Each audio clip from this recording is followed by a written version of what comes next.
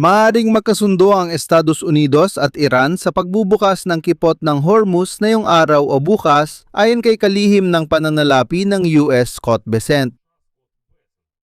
Iniulat ng New York Times na malapit na magkasundo ang Iran at Oman sa isang hiwalay na kasunduan para muling buksan ng paglalayag sa kipot ng Hormuz. Ngunit sa kabila nito, opisyal na itinatanggi ng panig ng Iran ang mismong katotohanan ng negosasyon sa Washington, pero iginiit ni Trump na kahapon ay nakipag-usap pa rin siya sa mga Iranian. Samantala, ang merkado ng langis ay bumagsak ng 7% sa nakalipas na 24 na oras at halos nabawi rin agad ang pagbagsak na yon. At lahat ng ito ay nangyari sa loob lamang ng isang araw. Dito lumilitaw ang tanong, mabubuksan ba ang kipot ng Hormuz? At kung oo, sa anong kasunduan? Estados Unidos at Iran? O Iran at Oman? Dahil dito, parang nagkagulo na talaga ang sitwasyon. Tingnan natin ang lahat ng bersyon dahil bawat panig may sariling kwento na madalas magkasalungat kahit may progreso naman. Ako si Alexi Pichi. Pag-usapan natin ang problemang ito sa gitnang silangan. Pero bago tayo magsimula, hinihiling ko sa inyo na mag-subscribe sa YouTube channel na ito, i-like ang episode na ito at mag-iwan ng kahit anong komento. Kahit anong komento mula sa inyo. Kamakailan naglabas ng pahayag si Scott Bessent, Ministro ng Panangalapi ng Estados Unidos. Sinabi niyang noong nakaraang linggo, nagbanta si Donald Trump sa Iran ng pinakamalaking operasyong militar mula ikalawang digmaang pandaigdig. At ngayon, dahil dito, nakikipag-usap kami sa Iran. Sa tingin ko, may pagkakataon na ngayong araw o bukas ay makakamit natin ang kasunduan tungkol sa pagbubukas ng kipot ng Hormuz. Ayon sa Amerika, ang banta ng eskalasyong militar at pagsira sa sektor ng enerhiya ang nagtulak sa Tehran na makipagnegosasyon. Si Donald Trump mismo noong gabi ng ika-3 ng Agosto ay hayagang inanunsyo ang tiyak na petsa ng pagbubukas ng kipot ng Hormuz. Narito ang kanyang sinabi, pinag-uusapan natin ang pagbubukas ng kipot bukas na mismo. Tandaan, ito ay tungkol sa ganap na pagbubukas. Halos isang araw na rin ang lumipas mula nang gawin ang pahayag na iyon. Sabi ni Trump, ito sana ang unang yugto ng negosasyon at susunod nilang tatalakayin ang nuclear program ng Iran. Binigyan din pa ni Trump na hindi papayagan ng Estados Unidos ang Iran na maningil ng bayad sa pagdaan ng mga barko sa kipot. At idinagdag pa niya na kung may dapat kumita dito, mga Amerikano yon at hindi mga Iranian. Dahil ayon kay Trump, ang sitwasyon ay lubos na 100% kontrolado ng Estados Unidos ng Amerika. At lahat ng pahayag ng Iran tungkol sa pagkontrol sa Hormuz Strait, puro kasinungalingan yon. At matinding kasinungalingan pa. Kasabay nito, iniulat ng New York Times ng Iran at Oman, inuulit ko ng walang partisipasyon ng Estados Unidos ng Amerika. Malapit na silang magkasundo sa muling pagbubukas ng paglalayag sa Hormuz Strait. Ngunit ayon sa pahayagan, maaaring mapatatag ng kasunduang ito ang kontrol ng Tehran sa isa sa pinakamahalagang rutang pandagat sa mundo. Hindi ito bubuksan bilang neutral na international na ruta. Habang abala si Donald Trump sa negosasyon, gumagawa naman ng sariling patakaran sa kipot ng Hormuz ang Iran at Oman. Tingnan natin dito ang mga inaasahang kondisyon ng kasunduang ito sa pagitan ng Iran at Oman. Ayon sa mga source ng New York Times, ang mga barkong papunta sa Golpo ng Persia ay dadaan lamang sa kanal na kontrolado ng Iran at matatagpuan sa kanilang sariling baybayin. Samantalang, ang mga barkong palabas ng Golpo ng Persia ay gagamit ng ibang ruta na dumadaan naman sa baybayin ng Oman.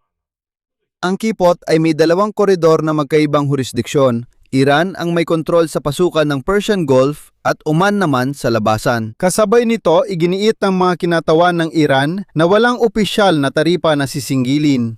Sa halip, ipatutupad ang tinatawag na bayad sa serbisyo na dapat sumaklaw sa mga gastusing pangkapaligiran, seguridad ng mga kargamentong barko at tanker, at gastos ng mga tauhan. Ayon sa dalawang opisyal ng Iran, ang makukuhang pondo ay pantay na hahatiin sa pagitan ng Iran at Oman. Parang biro na ito dahil alam nyo na ang Iran na siyang umaatake sa mga tanker sa Strait of Hormuz, siya pa ang maniningil ng pera para tiyakin ang seguridad sa mismong Strait of Hormuz na iyon.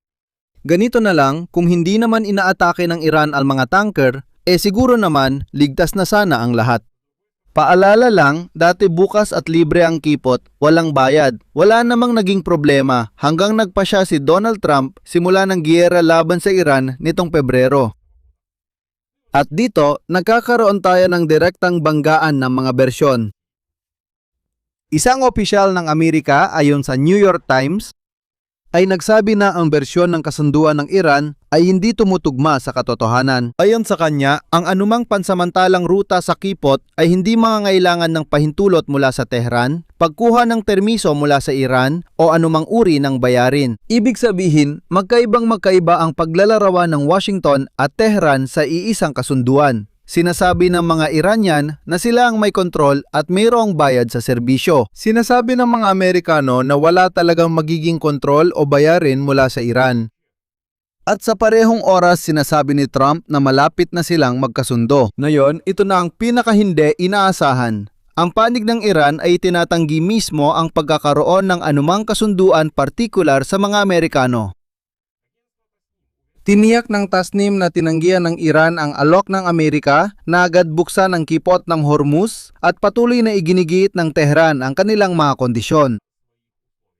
Higit pa rito, tasang pinabulaanan ng ahensyang Fars ng Iran ang ulat na pumayag ng Iran sa plano ng pagbubukas ng kipot. Sabi nila, hindi sila pumayag. Sa parehong oras, sinabi ng kinatawan ng kagawaran ng ugnayang panlabas ng Iran na si Esmail Bagay na wala talagang anumang negosasyon na isinasagawa sa Estados Unidos at wala ring nakatagdang mga pagpupulong. Ayon kay Pangalawang Ministro ng Ugnayang Panlabas ng Iran na si Kazima Garibabadi noong nakaraang linggo, hindi na muling babalik ang kipot ng Hormuz sa dati nitong kalagayan bago ang digmaan.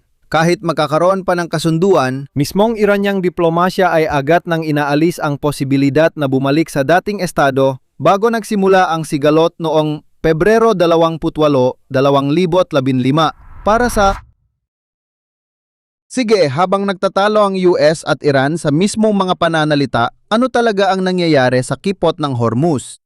Sa nagdaang 24 na oras, 3 tanker at 3 bulk carrier lang ang dumaan sa kipot ng Hormuz. Malayo ito sa dami ng trapiko bago ang digmaan. Kapansin-pansin din ang nangyari sa isa pang ruta, kipot ng Bab el Mandeb sa Dagat na Pula at pag-ikot sa timog ng Afrika. Kagabi, 6 na supertanker na may bandila ng Saudi Arabia ang sabay-sabay na naglayag sa Golpo ng Aden at piniling dumaan sa paligid ng Timog Afrika. Mas pinili nilang wag na lang sumubok kahit dalawa lang na barkong may langis mula Saudi Arabia ang dumaan sa Bab el Mandeb na naka-off pa ang transponder. Ipinapakita nito na kahit na may mga usapan tungkol sa pagbubukas ng Hormuz, nananatiling napakaalanganin ng iba pang regional na logistika dahil lumalabas na ang blockade sa mga burol ng Yamin. Ang Houthi sa Pulang Dagat ay epektibo pa rin. At ngayong araw mismo, ika-4 na Agosto, muling nagkaroon ng alarma sa kipot ng Hormuz. Isang kargamentong barko ang nagulat ng pag-atake. Ibig sabihin, habang iginigit ni Trump na ganap niyang kontrolado ang kipot, tuloy pa rin ang Iran sa pag-atake sa mga barkong umiiwas sa kanyang kontrol. Kapansin-pansin ang reaksyon ng merkado ng langis, parang nilalagnat. Noong Lunes, biglang bumagsak ang presyo. Nabawasan ng Brent ng halos 7%, bumaba ito sa pinakamababang halaga sa halos isang linggo. Bumagsak ito matapos sabihin ni Donald Trump na ipagpapaliban niya ang mga bagong atake sa Iran hanggat may negosasyon ukol sa pagtigil ng digmaan. Tinuring ito ng merkado bilang senyales ng de-escalation kaya bumaba ang presyo. Ngunit sa parehong araw, itinanggi ng tagapagsalita ng Iranian Foreign Ministry na si Bagay ang negosasyon at sinabing walang nakatakdang pagpupulong. Noong Martes ng umaga, nabawi ng langis ang bahagi ng pagbagsak at ang Brent ay tumaas ng 1.5 at patuloy pang tumataas. At isa pang mahalagang punto ngayong araw ay ang lumalaking kritisismo sa loob mismo ng Estados Unidos laban sa mga negosyador sa Iran na siyang dapat magdala ng kasunduang ito sa pagtatapos.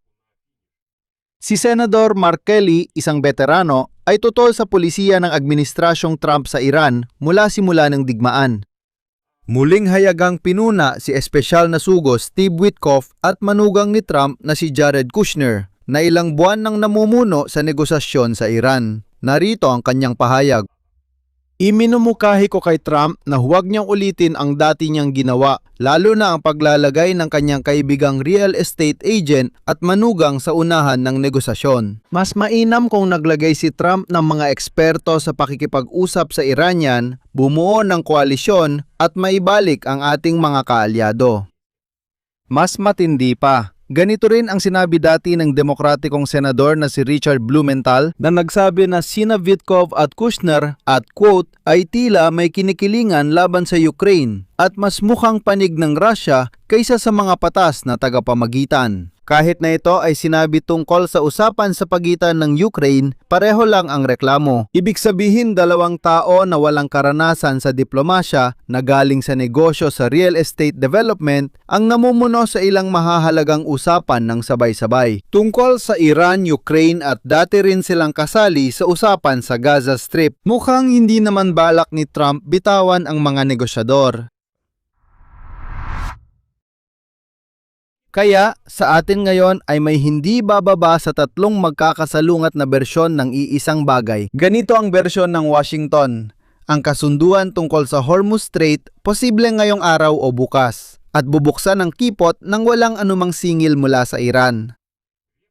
Ayon sa Iran, wala silang negosasyon sa Estados Unidos. Sabi ng New York Times, mula sa mga source ng negosasyon, halos tapos na ra ang kasunduan, ngunit lalong pinaktibay at hindi kinansela ang kontrol ng Iran sa bahagi ng Hormuz Strait. Ibig sabihin, kahit ipayad ang isang formal na kasunduan, may 3 tanker at 3 bulk carrier na dumadaan sa dagat kada araw. Ipinapakita nito na mas mabagal ang pagbubukas ng mga ruta ng lohistika kaysa sa sinasabi ng mga politiko. Dagdag pa, ang pag-atake sa isang barko sa Strait of Hormuz na yung araw, kasabay ng anunsyo ni na Trump at Bessent na bubuksan ng kipot, ito mismo ang naglalagay sa alinlangan kung makatotohanan ang deadline na ipinangako ni Trump. Ano ang susunod? Tingnan natin ang mga posibleng senaryo. Una, maaring mag-anunsyo ang mga panig ng bahagyang pagbubukas ng kipot sa mga susunod na araw. Pero ang detalye ng kontrol at koleksyon ng bayarin ay matagal pa ring pinagtatalunan. Ayon sa eskema, may hiwalay na koridor para sa papasok at palabas na barko.